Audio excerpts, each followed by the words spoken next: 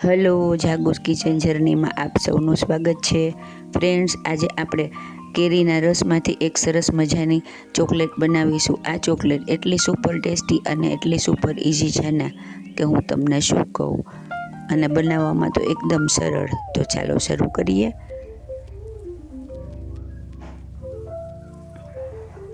આના માટે મેં સૌથી પહેલાં એક મોટી સાઇઝની કેસર કેરી લીધી છે. તમારી પાસે ગમે તે કેરી હોય તે તમે લઈ શકો છો. હા, તે થોડી ખાટી મીઠી હોવી જોઈએ, તે ખાટી ન હોવી જોઈએ, મીઠી હોય તો વધારે સારું. હવે આપણે તેને આવી રીતે છોલી લેશું અને તેની બધી છાલને કાઢી નાખશું. ત્યારબાદ તેના નાના નાના પીસ કરી લેશું. ફ્રેન્ડ્સ, આપણે કેરીનો રસ ને એવું બધું તો બનાવતા જ હોઈએ, તો આજે આપણે એક નવી જ રેસીપી રેડી કરીશું. તો તમે આખો વિડીયો ચોક્કસથી જોજો, ખૂબ જ મજા પડશે.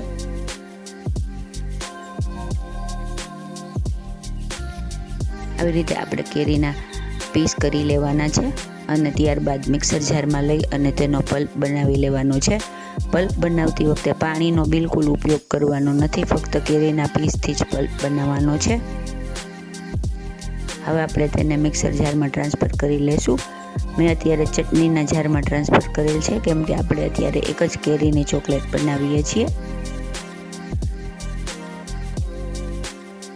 હવે આપણે તેને ઢાંકણ ઢાંકી અને તેને ચલાવી અને તેનો પલ્પ રેડી કરી લેશું. જુઓ, આપણો કેરીનો પલ્પ રેડી થઈ ગયો છે. હવે આપણે એક પેન લેશું અને તેમાં સૌથી પહેલાં 2 ચમચી ઘી એડ કરીશું. તમારી પાસે સોલ્ટેડ બટર હોય તો તમે તે પણ એડ કરી શકો છો, પણ મેં અત્યારે ઘી એડ કરેલ છે. ત્યારબાદ આપણે તેમાં પલ્પને એડ કરીશું.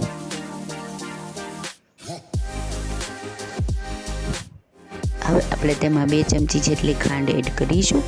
અત્યારે મેં આખી ખાંડ લીધી છે, તમે દળેલી ખાંડ હોય તો તે પણ લઈ શકો છો, કોઈ પણ ચાલે. અત્યારે આપણે આ ગેસની નીચે જ કરવાનું છે. બધું સરસ મિક્સ કરી લેશું અને પછી તેને ગેસ ઉપર રાખી અને એકદમ ગેસ ધીમો રાખી કન્ટિન્યુઅસલી ચલાવતા રહેશું જ્યાં સુધી તે થીક ન થઈ જાય. આવી રીતે સતત ચલાવતા રહેવાથી આપણું કેરીનું મિશ્રણ થોડું ટ્રાન્સપેરન્ટ થશે અને તેનો કલર ચેન્જ થઈ જશે. ફ્રેન્ડ્સ, જો તમે મારી ચેનલ પર નવા હો તો મારી ચેનલને સબસ્ક્રાઈબ જરૂરથી કરજો અને બાજુમાં રહેલ ઘંટડી દબાવી દેજો, જેથી મારી નવી રેસીપીનું નોટિફિકેશન સૌથી પહેલાં તમને મળે. જો આપણું મિશ્રણ ટ્રાન્સપેરન્ટ થઈ ગયું છે અને થોડું થીક પણ થઈ ગયું છે. હવે આપણે તેમાં 5 કપ જેટલું ટોપરાનું છીણ એડ કરીશું. મેં ઝીણું ટોપરાનું છીણ આવે તે લીધેલું છે, તે એડ કરીશું. જો તમારે ટોપરાનું છીણ એડ ન કરવું હોય તો આ જગ્યાએ તમે 2 ચમચી જેટલો આરા લોટ લઈ અથવા કોર્નફ્લોર લઈ અને તેને સહેજ પાણીમાં અથવા દૂધમાં ડાયલ્યુટ કરી તે પણ એડ કરી શકો છો. તેનાથી પણ રિઝલ્ટ સરસ આવશે. પણ આમાં ટોપરાના ખમણનો એકદમ સરસ મજાનો ટેસ્ટ આવશે અને આપણું મિશ્રણ થીક પણ થઈ જશે. આવી રીતે તેને સતત ચલાવતા રહેવાનું છે. જો હવે તે થીક થઈ ગયું છે અને મિશ્રણ પેન પણ છોડવા લાગ્યું છે, એકદમ ગ્લોસી અને સ્ટીકી થઈ જશે. ત્યાં સુધી આપણે તેને ચલાવતા રહેવાનું છે, કન્ટિન્યુઅસ ચલાવવાનું છે, જેથી આપણું મિશ્રણ બેસી ન જાય.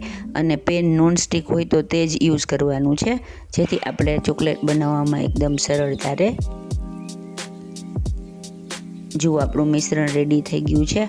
હવે આપણે ગેસને બંધ કરી અને તેને સાવ ઠંડુ થવા દેશું. એકદમ ઠંડુ થવા દેવાનું છે. સાવ ઠંડુ પડે ત્યાં સુધી આપણે તેને રાખીશું. જો આપણું મિશ્રણ એકદમ ઠંડુ થઈ ગયું છે અને ઠંડુ થતાં થોડુંક થીક પણ થઈ ગયું છે. આપણા હાથમાં તે બિલકુલ ચોંટતું નથી. હવે આપણે તેમાંથી એક નાનો લુવો લઈ અને તેને મનપસંદ આકાર આપી દેશું. મેં અત્યારે સ્ક્વેર શેપ આપેલો છે. તમારી પાસે ચોકલેટનું મોલ્ડ હોય તો તમે તેમાં પણ કરી શકો છો, પણ અત્યારે આપણે હાથેથી આવી રીતે સ્ક્વેર શેપ આપેલ છે. તમે બોલ પણ બનાવી શકો, તે પણ ખૂબ જ સરસ લાગે. અને હા, તમારી ઘરે નાના બાળકો હશે તો આ તેને ચખાડ્યા ભેગી જ ખલાસ થઈ જશે, એ મારી ગેરંટી. જો આવી રીતે આપણે નાની નાની ચોકલેટ રેડી કરી લેશું. આપણી ચોકલેટ રેડી છે. એક કેરીમાંથી આશરે 12થી 15 જેટલી ચોકલેટ રેડી થાય છે ને એકદમ મજેદાર. હવે આપણે તેને એક સર્વિંગ પ્લેટમાં લઈ લેશું. બનાવવામાં એકદમ સરળ અને ખાવામાં એકદમ મજેદાર અને હેલ્ધી ટેસ્ટી એવી આપણી કેરીના રસની ચોકલેટ રેડી છે. તો તમે પણ ચોક્કસથી ઘરે ટ્રાય કરજો. હજુ પણ સારી કેરી આવે જ છે તો તમે બનાવી શકો છો. એકદમ ટેસ્ટી, એકદમ ખટમીઠી અને ટેંગી એવી આપણી મેંગોની ચોકલેટ રેડી છે. ફ્રેન્ડ્સ, જો તમને મારી રેસીપી પસંદ આવી હોય તો મારી ચેનલને લાઇક, શેર અને સબસ્ક્રાઈબ જરૂરથી કરજો. અને હા, કોમેન્ટ બોક્સમાં કોમેન્ટ્સ પણ લખજો. ધન્યવાદ.